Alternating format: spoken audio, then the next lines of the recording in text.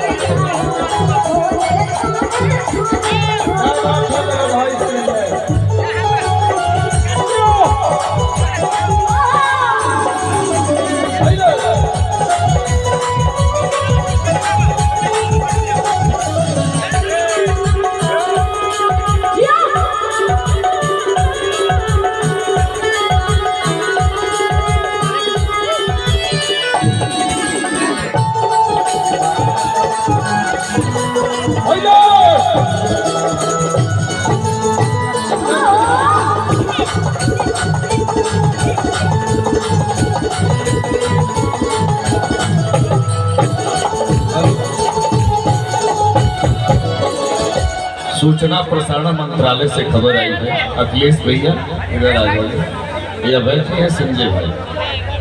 अभी खबर आई है कि भोजपुरी के ट्रेंडिंग स्टार खेसारी लाल यादव जी, समर सिंह जी, कल्लू जी, राकेश मिश्रा जी, टुनटुन यादव, ये सभी कलाकार इस मंच पर आएंगे एक साथ। उनका सम्मान समारोह होगा।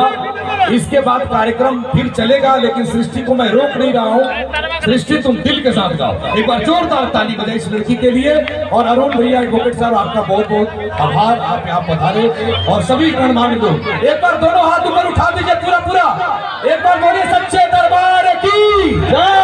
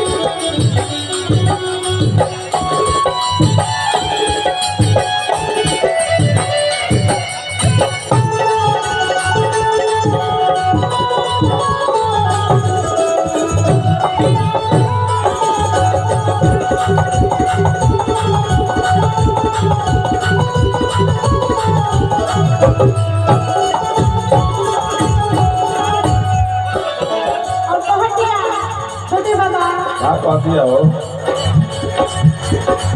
भाई